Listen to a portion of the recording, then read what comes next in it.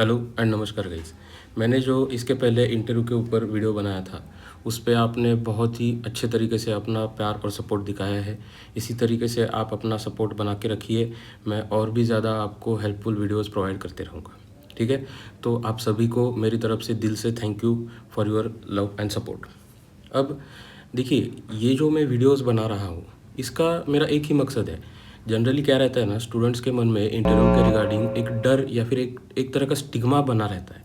तो जैसे ही आपके मन से वो इंटरव्यू का डर ख़त्म हो जाएगा ना, तो मैं आपको ये गारंटी से कह सकता हूँ कि आपका इंटरव्यू अच्छा ही जाएगा। तो बस इसी पर्पज़ के लिए ये कुछ वीडियोस मैं बना रहा हूँ। और जब मैं अपना इंटरव्यू की प्रिपरेशन कर रहा था लास्ट ईयर लीजिए या फिर इस ईयर भी, अभी भी मैं अपना प्रिपरेशन कर रहा हूँ इंटरव्यू का, उस वक्त ये जो चीज़ें थी वो मुझे यूट्यूब पे ज़्यादा कहीं पे मिली नहीं। मतलब कोई इतना इस पे बात नहीं करता है। जनरली इन चीज़ों पे ना पेड इंटरव्यू के बैचेस जो रहते हैं ना, उनमें ज़्यादा इन बातों पे डिस्कशन किया जाता है। तो इसीलिए मैं ये कुछ चीज़ें जो सबके लिए इम्पोर्टेंट है वो मैं आपको इन वीडियोस के थ्रू प्रोवाइड करने की कोशिश कर रहा हूँ। ठीक है, तो इस वीडियो में हम आपके कुछ फ्रिक्वेंटली आस्क्ड डाउट्स रहते हैं इंटरव्यू के रिगार्डिंग, उसके बारे में डिस्कशन करेंगे। तो welcome back to the channel. चलिए वीडियो शुरू करते हैं। और हाँ, और एक बात मैं यहाँ पे क्लियर कर देना चाहता हूँ, अभी भी कुछ ऐसे स्टूडेंट्स हैं जिनको लगता है कि ये मैं फेक वीडियोस बना रहा हूँ या फेक इन्फॉर्मेशन दे रहा हूँ, सिर्फ व्यूज़ के लिए ऐसे वीडियोस बना रहा हूँ। देखिए गाइज, ये जब भी हम यूट्यूब पे वीडियोस बनाते हैं तो उसका एक पर्पज़ तो ये रहेगा ही ना कि उसको व्यूज़ आए। भी किसको लगता है कि मेरे वीडियोस पे व्यूज़ ना आए, ठीक है, लेकिन उसके साथ साथ ये मेरा पैशन भी है, ये आपको समझना पड़ेगा। कि आप ना एक बार क्या कीजिए, 2-4 वीडियोस बना के देखिए, उसमें कितना मेहनत लगता है आपको पता चलेगा। तो अगर जब तक आपका पैशन नहीं है आपको या फिर कोई मजबूरी नहीं है, तब तक आप ये नहीं कर सकते हो। आप एक बार खुद करके देखिए, उसकी मेहनत आपको समझ में आ जाएगी। और एक बार कैमरे के सामने आके बोलना, फिर भी थोड़ी सी कम मेहनत लगती होगी उसमें, लेकिन जिस तरह से मैं वीडियोस बनाता हूँ ना, इसकी एडिटिंग वगैरह करना, इसमें बहुत ज़्यादा टाइम भी लगता है। तो इतना टाइम भी मैं इन्वेस्ट कर रहा हूँ, वो भी मैं खुद प्रिपेयर कर रहा हूँ उस टाइम पे। तो ये मैं एज ए एक पैशन प्रोजेक्ट ही चला रहा हूँ। तो इससे आपको जो पॉजिटिव्स है उतना आप ले लीजिए, ठीक है। तो सबसे पहले हम बात करते हैं कि बहुत सारे स्टूडेंट्स के मन में ये डाउट रहता है कि हम किस तरह से अपने इंटरव्यू के मार्क प्रेडिक्ट कर सकते हैं। ठीक है, तो आपको ये आप इवन आपके जब IBPS PO के मेंस के स्कोर का डाउट हुए, तब भी मुझे बहुत सारे स्टूडेंट्स का ये डाउट आया था कि हम अपने इंटरव्यू के मार्क्स कैसे गेस करें। तो देखिए गाइज, इसके रिगार्डिंग मैं आपको कुछ चीज़ें बताना चाहता हूँ। तो सबसे पहली बात तो ये है कि आपका जो इंटरव्यू है वो एक बहुत ही सब्जेक्टिव इशू है। मतलब आपके इंटरव्यूज़ के स्कोर डिसाइड करने में इतने सारे वेरिएबल्स इन्वॉल्व रहते हैं ना, कि एक जनरलाइज्ड ब्लैंकेट स्टेटमेंट करके आप अपना स्कोर नहीं बता सकते हो। ठीक है, अब इसके लिए मैं एक मेरा खुद का आपको एक एग्जांपल यहाँ पे बताना चाहता हूँ। देखिए, जब मैंने अपना ग्रेजुएशन कंप्लीट किया, उसके बाद करीब करीब मैंने 4 से 5 साल तक यूपीएससी की प्रिपरेशन की थी। और यूपीएससी की प्रिपरेशन में मैंने एक भी बार प्रीलिम्स तक नहीं निकाला था। ठीक है, और जब मैं अपने मॉक इंटरव्यूज़ दे रहा था, तब एक मॉक इंटरव्यू में एक सर थे, वो ऑलमोस्ट 60 प्लस उनकी उम्र थी। ठीक है, और एक बैंक के सीनियर रिटायर्ड ऑफिसर थे वो।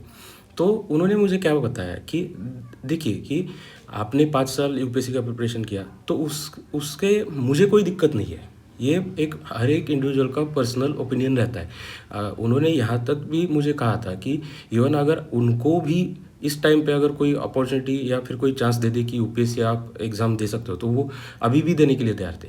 अब वो जानते हैं कि यूपीएससी एस्पिरेंट्स की क्या, मतलब किस कंडीशन में यूपीएससी एस्पिरेंट्स रहता है, क्योंकि उन्होंने खुद अपने टाइम पे यूपीएससी ट्राई की थी। ठीक है, तो ये डिपेंड करता है। अब वहीं पे दूसरा एक सिनेरियो ऐसे आ जाता है कि बहुत सारे सीनियर्स ऐसे रहते हैं कि वो बोल देते हैं कि यार तुमने तो अपने ज़िंदगी के पीक 4-5 साल बर्बाद कर दिए। एक रिस्पॉन्सिबल स्टूडेंट होने के नाते आपको 2-3 साल में अगर आपका प्रीलिम भी नहीं क्लियर हो रहा है, तो आपको पता चल जाना चाहिए था कि आपकी कोई गलतियाँ हो रही है और आपको अपने प्लान बी पे स्विच कर देना चाहिए था।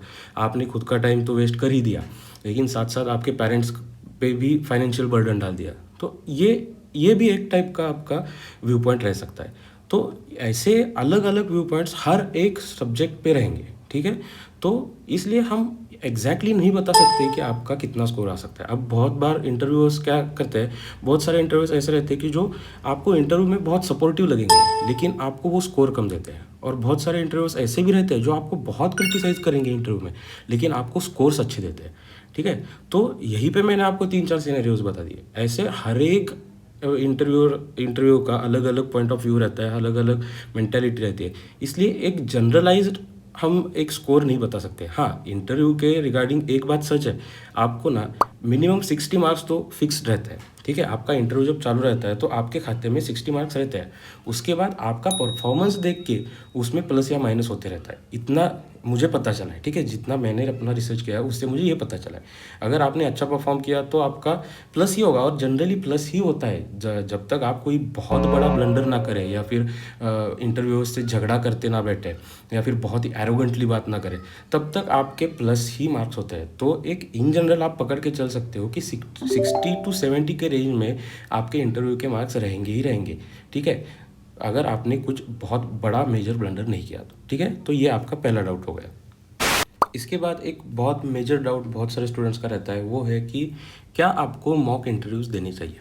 तो देखिए गाइज, यहाँ पे मेरा पर्सनल ओपिनियन है कि अगर आप मॉक इंटरव्यूज़ की फ़ीस अफोर्ड कर सकते हो तो आपको 100% मॉक इंटरव्यूज़ देने चाहिए, क्योंकि मॉक इंटरव्यूज़ देने के बाद आपको बहुत सारी ऐसी आपकी गलतियाँ पता चलती है जो जनरली आपको पता नहीं चल सकती है, ठीक है। तो अगर आप अफोर्ड कर सकते हो तो मैं ज़रूर आपको सजेस्ट करूँगा कि आपको मॉक इंटरव्यूज़ देने हैं। अब आजकल ऑनलाइन मॉक इंटरव्यूज़ भी बहुत अच्छे तरीके से कंडक्ट किए जा रहे हैं। मैंने भी अभी तक जितने भी मॉक इंटरव्यूज़ दिए वो सब मैंने ऑनलाइन मॉक इंटरव्यूज़ ही दिए हैं, और उसमें से भी आपको बहुत कुछ सीखने को मिल जाता है।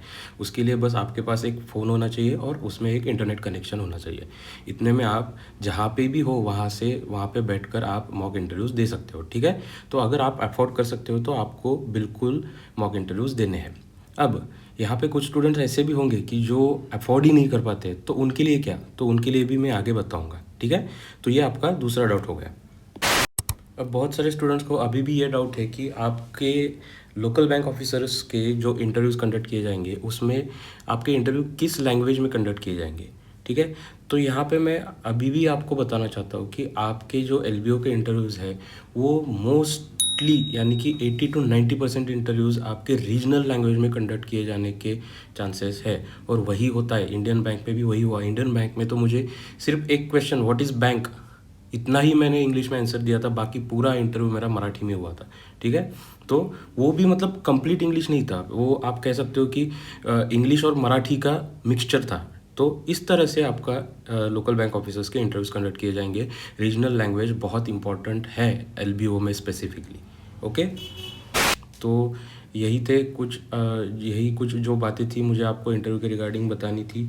ये वीडियोस अगर आपको हेल्पफुल लग रही होगी किसी भी तरीके से, और ये मेरा एफर्ट आपको अच्छा लग रहा होगा, तो चैनल को लाइक शेयर और सब्सक्राइब ज़रूर कीजिएगा।